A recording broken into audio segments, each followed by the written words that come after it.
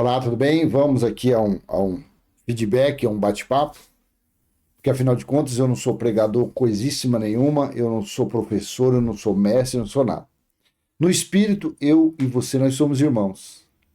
Da mesma forma que eu sou seu irmão no espírito, o meu espírito é irmão de uma pessoa que está na Cracolândia, o meu espírito é o espírito de uma que está numa prostituta, o espírito meu é irmão de um ladrão de banco, o meu espírito é irmão de um pregador que usa a palavra para mentir, para roubar.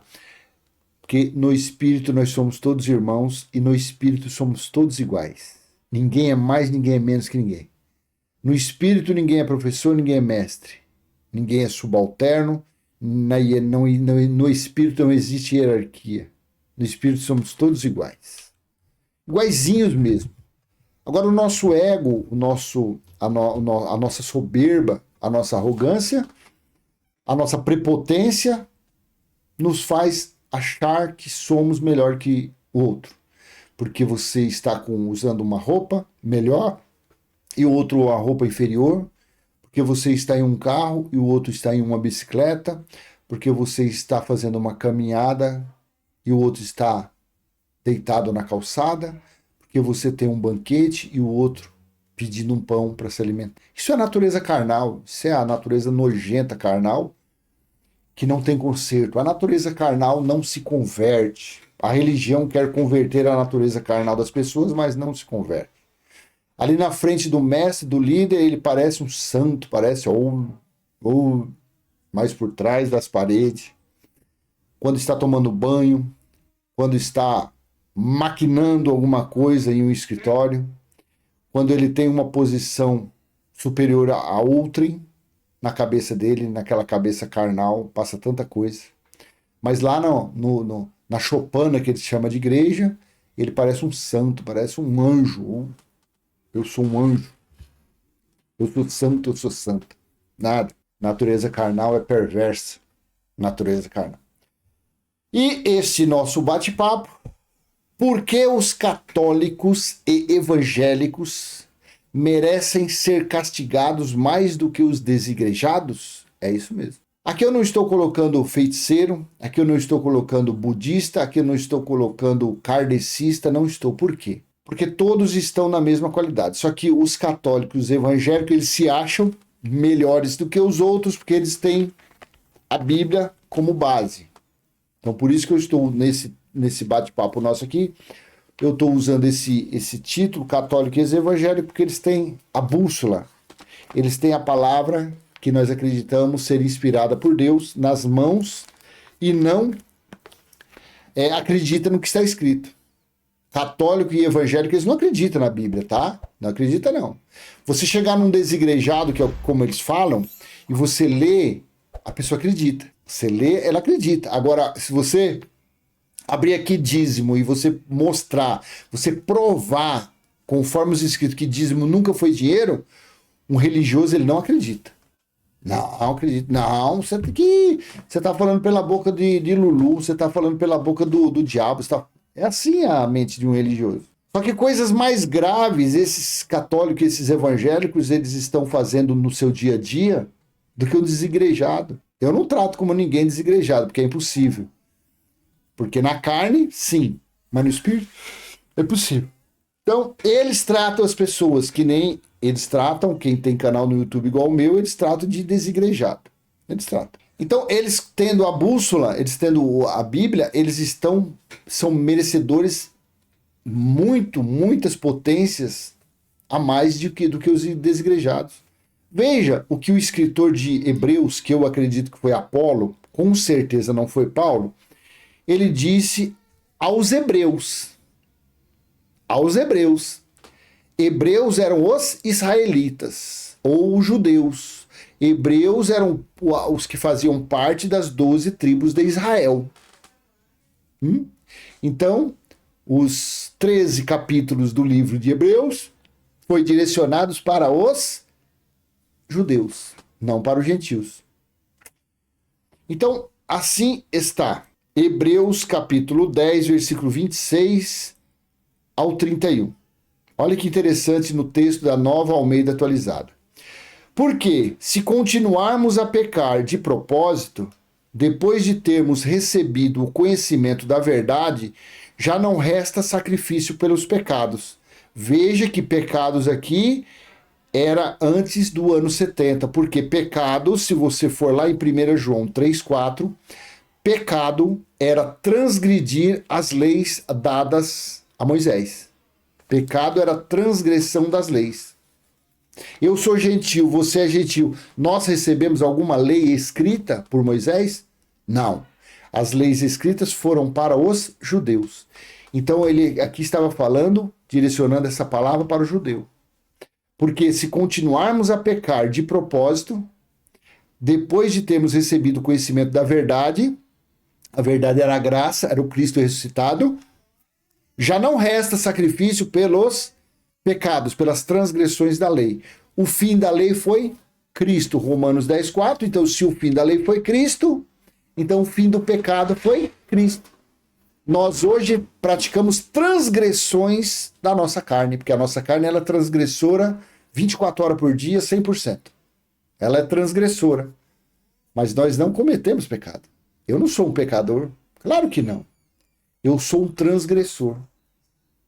E mesmo os judeus que acreditam na graça, que se converteram para o Cristo ressuscitado, eles também são mais pecadores. E os judeus que ainda esperam o Messias vir, eles também não são pecadores. Mesmo eles tendo a Torá, usando a Torá, que é o livro das leis, na mão, eu não sei se o Alcorão é o mesmo Torá, não sei.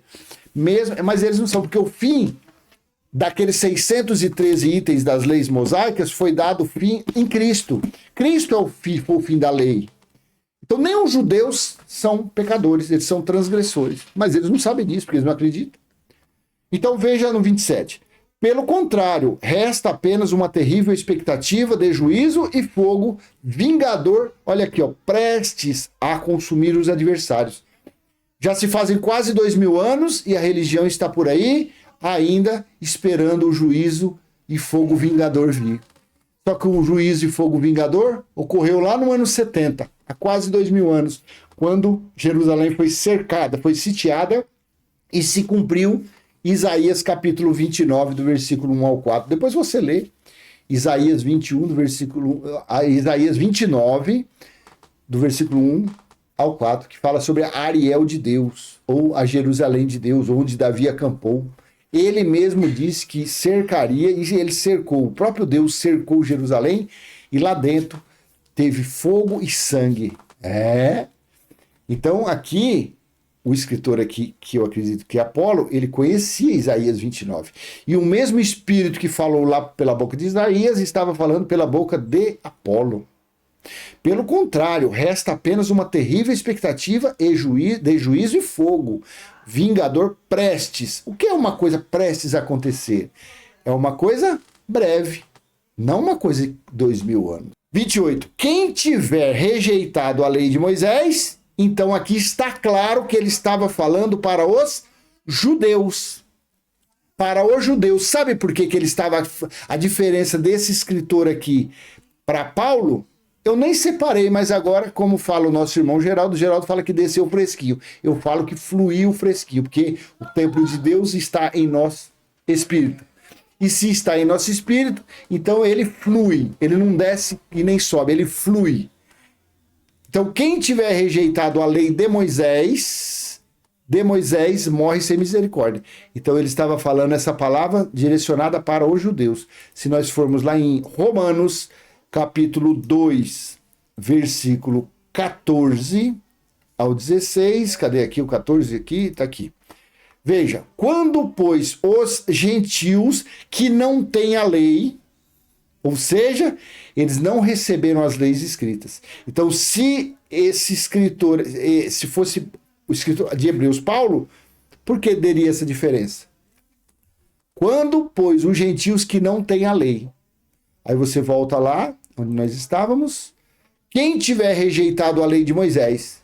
Então, romanos, gentios e hebreus para os judeus. Escritor de um, escritor de outro. Quem tiver rejeitado a lei de Moisés morre sem misericórdia. Você vê, ó, morre, não morrerá. Era para aqueles dias. Morre sem misericórdia. Pelo depoimento de 2 ou 3 testemunhas. As 2 testemunhas do Apocalipse foi a lei e os profetas. Moisés e Elias. Por isso que, de graça, eu estou te passando isso, tá? Tem a Mateus 17 que fala sobre a transfiguração.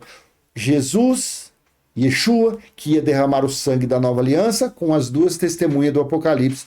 A lei e os profetas, Moisés e Elias. E Pedro falou, Senhor, quer que eu faça 3 tendas? As 2 testemunhas do Apocalipse, você vai para Apocalipse capítulo 11, versículo 3, lá está as 2 testemunhas das oliveiras que fala. Bom, quem tiver, e outra, só pôde ocorrer o juízo no ano 70, se tivesse 2 testemunhas, porque para se cumprir a lei, precisava de 2 testemunhas, por isso que houve o juízo no ano 70, e não haverá mais.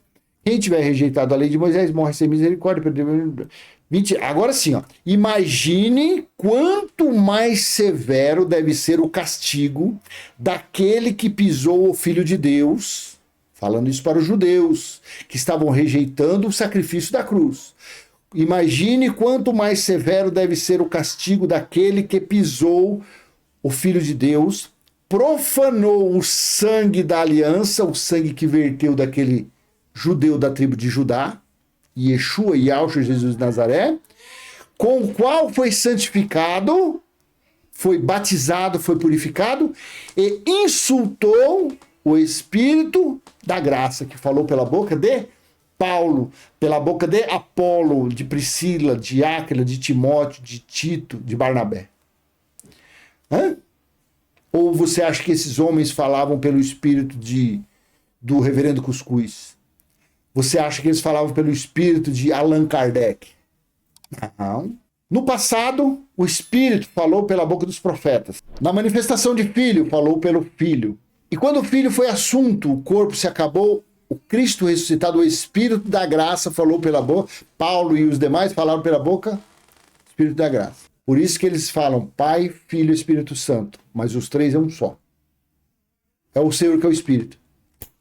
Então aqui ele estava falando para os judeus, imagine então, judeu, se quem rejeitava a lei de Moisés morria sem misericórdia, pela testemunha, imagine quanto mais severo deve ser para os judeus que pisou o Filho de Deus.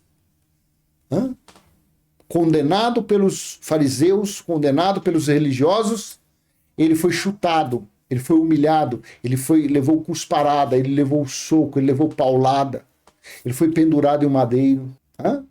Quem pisou ele? Foram os soldados. Foi a mando de quem? Com ordem de quem? Porque os soldados cumpriram ordem. Se não tivesse a ordem de prender, de crucificar, ou de pendurar, de matar Yeshua, os gentios não teriam feito nada com ele. Porque o gentio não queria nem saber. Até quem foi lá, o Pilatos, falou, esse é o rei dos judeus. Não tinha nada a ver com isso. Ele falou, eu lavo minhas mãos. Querendo dizer que os gentios não tinha nada a ver com aquilo. Quem fez toda aquela lambança foi essas cópias que tem hoje, que chama pastor, bispo, padre, papa. Esses líderes religiosos foram os mesmos naquela época que praticou isso aqui. Que pisou o Filho de Deus. Foram os mesmos. Em tempos diferentes, mas a mesma etnia, a mesma categoria. Foram eles. Eu nunca pisei. Você nunca pisou. Agora, se você é um judeu israelita, que você espera o Messias vir, você faz parte. Seus pais, os seus antecessores pisaram. Então ele estava falando, imagine quanto mais severo deve ser o castigo daquele que pisou o Filho de Deus. Profanou o sangue, ou seja, menosprezou, tornou impuro aquele sangue precioso que verteu daquele madeiro, que purificou, que batizou, tudo. E insultou o Espírito da graça, desmereceu a pregação de Paulo, desmereceu a pregação de Apolo, desmereceu a pregação de Barnabé, de Timóteo, de Silas. Por que eu coloquei o tema? Por que os católicos e evangélicos merecem ser castigados mais do que os desigrejados? Porque os desigrejados vamos nos colocar como gentios, que não frequentam essas choupanas, que não frequentam esses antros de fraude. Os gentios estão fora. os gentios, os desigrejados, como eles dizem, não está profanando, não está pisando, não está menosprezando, não. Eles, nas suas horas ali, meu Deus, eu acredito, você tem fé em Deus, Deus. A prostituta fala, o ladrão fala, minha fé está em Deus, em Deus, em Deus, acabou. Ele não está pisando em nada. Agora, quem tem a Bíblia, que tem o conhecimento, que tem a bússola, faz o quê? Pratica obras antes da cruz, querendo se justificar. Com isso, torna o sangue, anula o sacrifício da cruz. Da mesma forma que os judeus pisaram o Filho de Deus, os religiosos de hoje em dia fazem a mesma coisa com as suas atitudes. Praticando campanhas, votos, praticando obras do antes da cruz. Faz a meia idêntico a eles. E profanam o sangue da aliança. Falando que o que batiza, o que purifica é a água de uma piscina, cheio de coliformes fecais, cheio de bactérias, de sujeira, de imundícia. Falando que aquilo lá é que está purificando a vida delas. Ah, mas é só uma representação. Você é judeu? Quem gosta de sinais, quem procurava sinais e representação eram os judeus. E Jesus falou, o sinal que eu mostro para vocês é o de Jonas e acabou. Por isso que os católicos e os evangélicos, eles são merecedores de castigos a mais. E eles insultam o Espírito da Graça nos dias de hoje. Católicos e evangélicos fazem isso. Iguaizinhos os judeus naqueles dias. Porque eles desprezam. Não vou falar do Evangelho Eterno, que aí a coisa é mais grave ainda. Evangelho Eterno, a coisa é mais grave ainda. A coisa é mais séria. Você que despreza a palavra do Evangelho Eterno, você então nem cabe. A Bíblia toda não cabe de tragédias que você é merecedor. Nem cabe. Porque aqui, os que buscam prática obras antes da cruz, pisam e profanam. Os que desprezam os ensinamentos de Paulo, de Apolo, de outros que falou pelo Espírito da Graça, praticando obras, Paulo falou. Quer ver aqui, ó? Deixa eu ver, olha o que Paulo fala em Gálatas 2:21. Não anulo a graça de Deus, pois se a justiça é mediante a lei, segue-se que Cristo morreu em vão. Então quem procura se justificar na lei, está querendo tornar o sacrifício da cruz ou do madeiro algo em vão. Ele disse, o Espírito da Graça falou pela boca, não anulo a graça de Deus, pois se a justiça é mediante a lei, segue-se que Cristo morreu em vão. Para os católicos e os evangélicos, Cristo morreu em vão, quando eles buscam obras antes da cruz, ou antes do madeiro. Em Gálatas 5, do 1 ao 4, olha que coisa séria. Para a liberdade foi que Cristo nos libertou. Paulo era judeu, era israelita, da tribo de Benjamim. Ele sim, ele os judeus ali. Eu não. Você que é gentil também não. Para a liberdade foi que Cristo nos libertou. Por isso permaneçam firmes e não se submetam de novo a jugo de escravidão. Ou seja, as leis de Moisés. Eu, Paulo, lhes digo que se vocês se deixarem circuncidar, Cristo não terá valor nenhum para vocês. O que era circuncidar? Era a lei. Então, se você fizer praticar obras do legalismo de Moisés, Cristo não terá nenhum valor para você. 3. De novo testifico a todo homem que se deixa circuncidar, que o mesmo será obrigado a guardar toda a lei. Então veja aqui, ó. Circuncidar, dar dízimo, batismo nas águas, buscar Deus em templo, apresentar criança, jejum, ter um líder, ter um homem como seu líder. Não, circuncidar é a mesma coisa dos outros 612 mandamentos, preceitos. São 613. De novo testifico a todo homem que se deixa circuncidar, que o mesmo está obrigado a guardar toda a lei. Isso é um pacote. 4. Vocês que procuram justificar pela lei estão separados de Cristo. Vocês caíram da graça de Deus. Você consegue entender a gravidade desse versículo aqui?